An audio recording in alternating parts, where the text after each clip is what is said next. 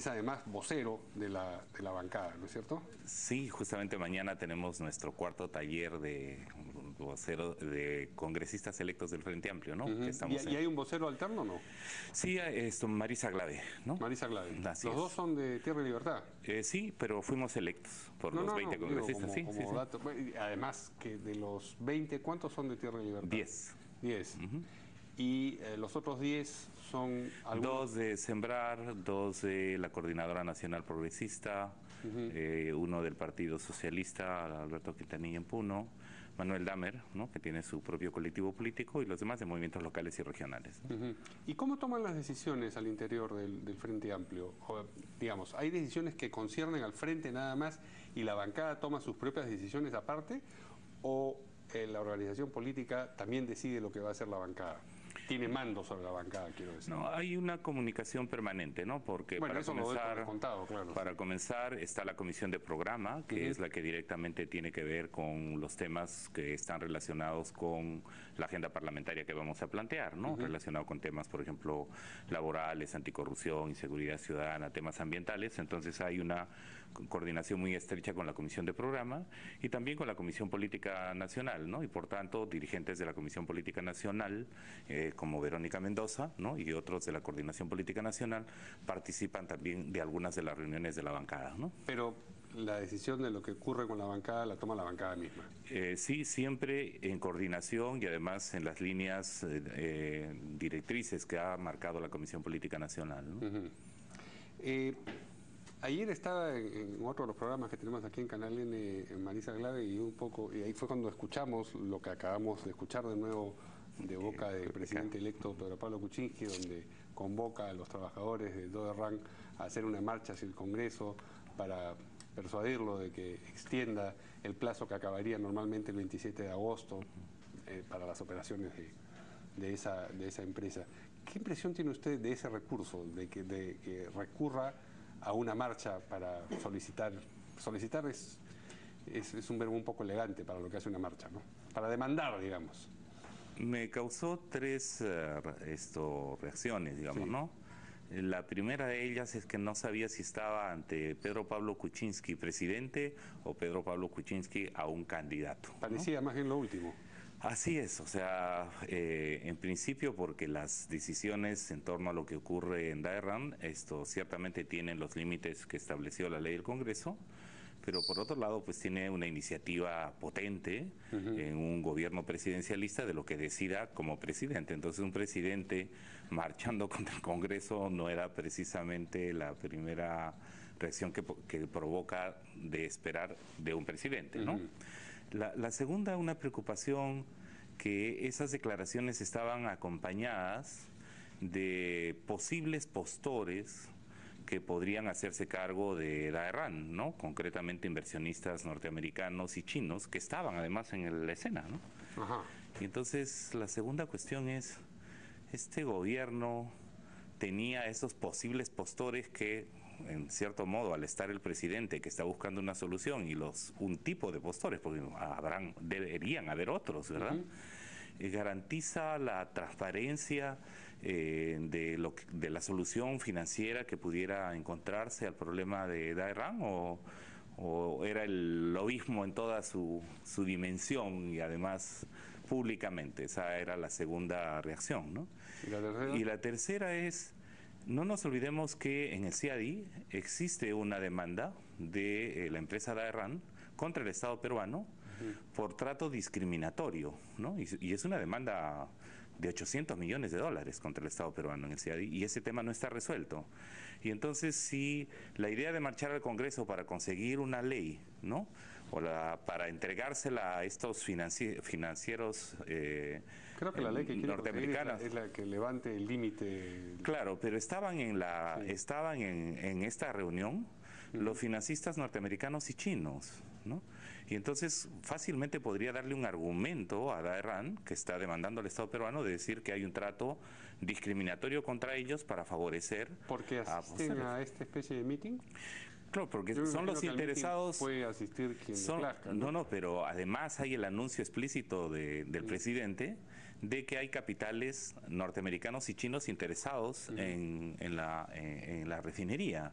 Entonces, digamos, tenemos sin resolver el tema de la demanda ante el CIADI, y que sería bueno saber además cómo este gobierno piensa encarar ese tema, porque son 800 millones de dólares que estarían en juego y que podrían afectar las arcas fiscales. Y entonces se podría dar fácilmente un argumento a quienes están demandando al Estado peruano, y entonces creo que eso era contraproducente, ¿no?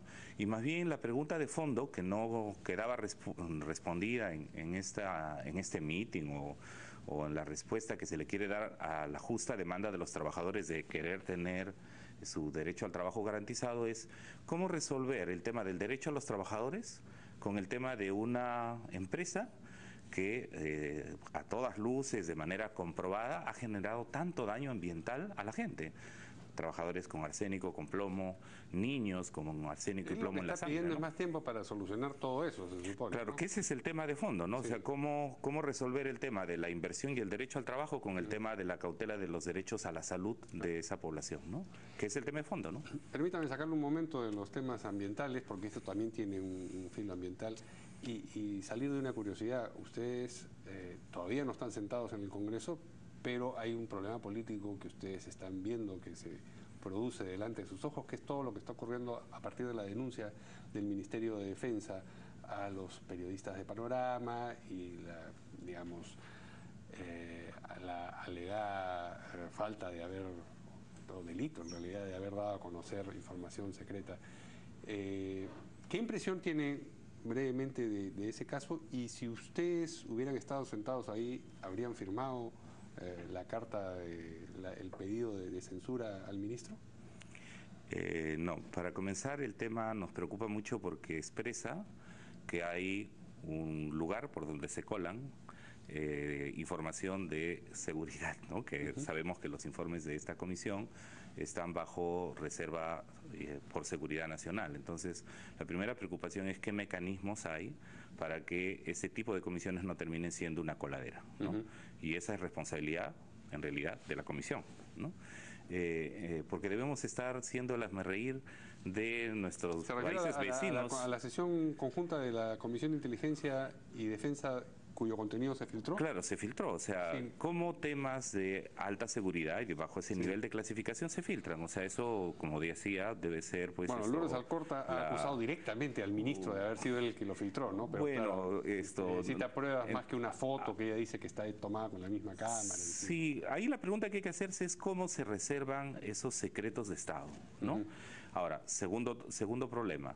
En realidad, la prensa tiene el derecho de fiscalizar y de transparentar información, que en este caso lo grave no era el tema propiamente de la seguridad, sino indicios de que hay corrupción en la manera como se maneja. Entonces ese ya no es un problema de seguridad, es un problema de delincuencia en las más altas esferas de quienes tienen responsabilidad en un área además tan delicada para el país como es el BRAE, ¿no? De conflictividad social, de narcotráfico, lavado de activos, de violencia, en fin, su impacto no solo es de carácter local y regional, es de carácter incluso internacional por la manera como nos ven, ¿no? Afuera.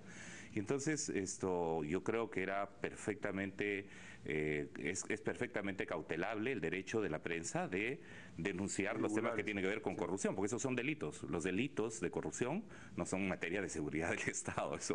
Y ahí nuestra solidaridad con el ejercicio transparente y fiscalizador de la prensa sobre esos actos, ¿no? En consecuencia, ¿ustedes estarían de acuerdo con que el ministro merece una censura por eso?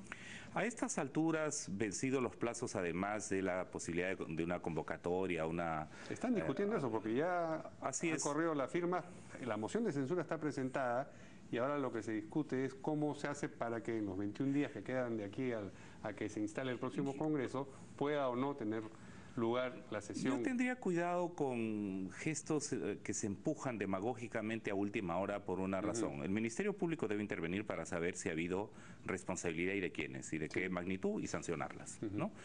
sean de los miembros de la Comisión de Inteligencia, sea de la prensa, etcétera. Yo confío en que el Ministerio Público puede hacer una investigación adecuada al tema. A mí más bien lo que me preocupa es que eso se convierte en un acto demagógico para impulsar ahorita una convocatoria extraordinaria, ¿no?, al Pleno para poder decidir solo este tema, que en el fondo es distraer la atención del problema de fondo. Porque si el problema de fondo se convocara es la corrupción, además ya no tienen tiempo para hacerlo. Este Congreso, que no lo ha hecho durante 5 años, ahorita que es una lavada de manos sobre el ministro, esto es más, yo creo, parte de del ruido político. Pero a estas alturas, la pregunta era si se lo merece o no se lo merece. Yo creo que no, el Ministerio Público debería establecer las responsabilidades, ¿no? Lo otro me parece que puede ser un show mediático, político a estas alturas, digamos, ¿no? Si hubiera más tiempo, yo creo que sí, porque incluso se podría revisar los mecanismos de seguridad que tiene esa comisión, se podría ir al tema de fondo, que es el tema de la corrupción en las más altas esferas de nuestras Fuerzas Armadas. No todas nuestras Fuerzas Armadas, ni todos los oficiales que la componen están metidos en actos de corrupción, y a esta propia institución, que es tan central en la vida política del país, le conviene separar malos funcionarios, ¿no?, de sus filas. Pero ya no, eso quedaría en manos del Ministerio Público, creo, a estas alturas, ¿no? Muy bien. Ahora sí podemos volver a un tema que tiene que ver con lo ambiental. Usted ha revelado que al interior de su partido y también al interior del Frente Amplio en general, ha presentado una iniciativa para que la selva de ahora en adelante quede libre de proyectos de explotación petrolera. ¿Es eso correcto? No es correcto en sentido preciso, pero sí tenemos un debate programático, ¿no? Pero el debate supone dos posiciones. Yo le pregunto primero por la suya, claro. Pero, por ejemplo, ¿cuál es la posición de Tierra y Libertad? La posición de Tierra y Libertad es que la Amazonía pudiera estar libre de explotación petrolera. Pero lo planteamos como un tema futuro, que pasa por un tema de transiciones, porque en este momento, no nos olvidemos, el Perú es deficitario en producción de hidrocarburos, ¿no? Es más, importamos. Y lo que tenemos no es una gran cantidad de recursos petroleros. Por otro lado, hay una inversión enorme hecha desde el Estado y desde empresas privadas en la zona, y la Amazonía depende del canon petrolero. Entonces, hay que encontrar una vía intermedia para salir. Lo que nosotros hemos dicho es que no se puede seguir pensando la Amazonía como lugar simplemente de la deforestación para temas agroindustriales, de las inversiones masivas en materia petrolera o minera, sea legal o ilegal, que nos gustaría más bien que hubiera un manejo sostenible de la Amazonía, y eso implica, por ejemplo, temas de fondo, la titulación de 20 millones de hectáreas para las comunidades nativas, el tema de la consulta previa libre e informada, trabajar sobre la base de la biodiversidad que hay en la Amazonía y su potencial turístico o energético. Pero usted dice que hay un debate al interior del Frente Amplio y no sé si también de Tierra y Libertad. ¿Cuáles son las posiciones? Usted exponiendo aquella que usted suscribe. ¿Hay una posición contraria a eso dentro del Frente Amplio? Dentro del Frente Amplio, por ejemplo, hay quienes también plantean el tema de reforzar la presencia estatal, ¿no? En las inversiones petroleras en la Amazonía. Decir, continuar con por ellas.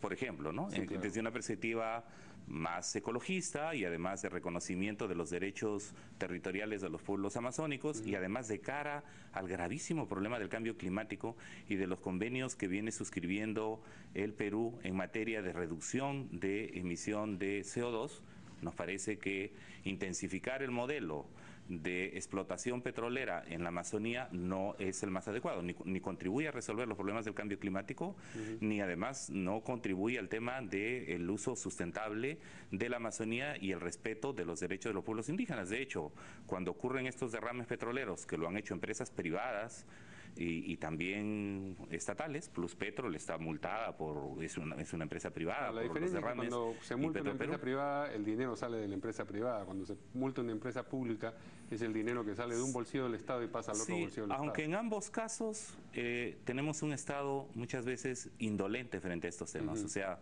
finalmente ponen las multas y no tienen la capacidad coactiva de ejecutarla. Entonces, un saludo a la bandera.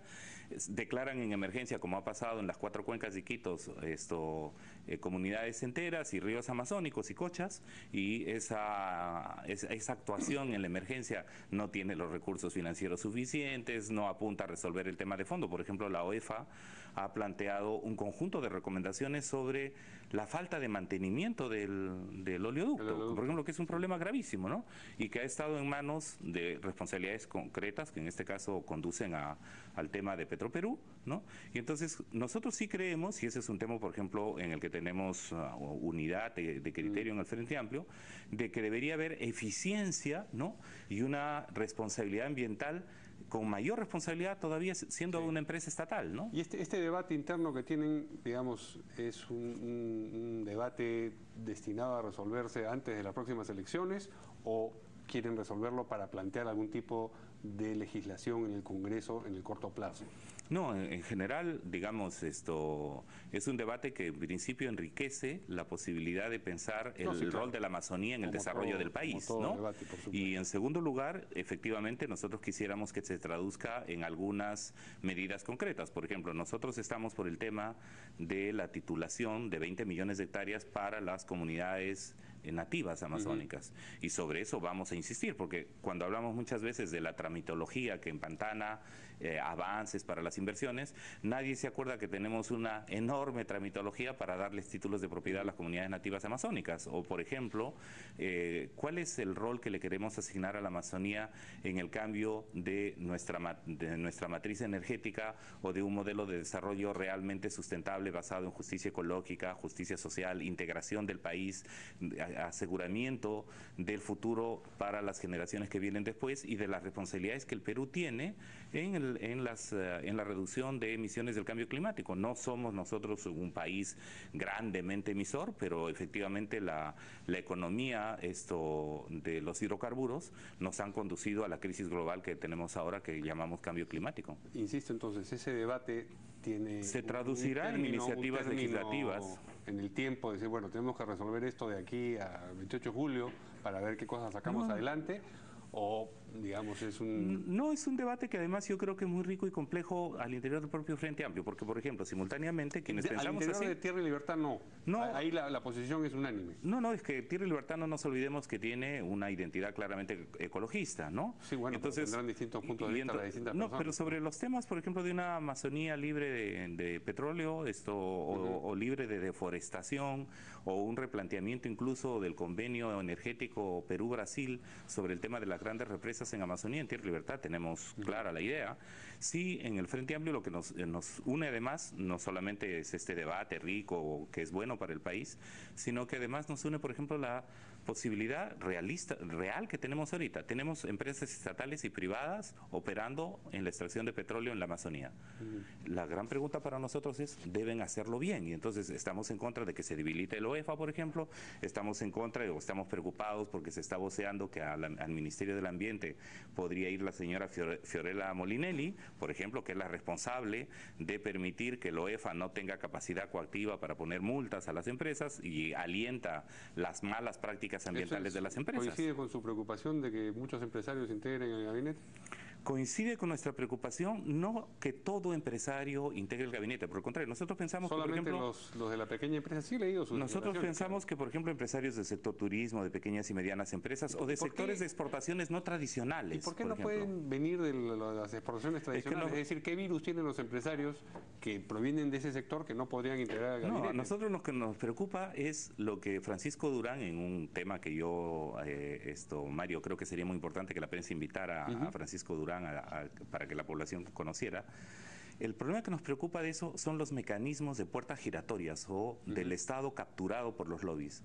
Nos preocupa, por ejemplo, que cuando han intervenido, como pasa con la señora Fiorella Molinelli, por ejemplo, un día están en la empresa en la Sociedad Nacional de Hidrocarburos, otro día están en el ministerio, ¿no?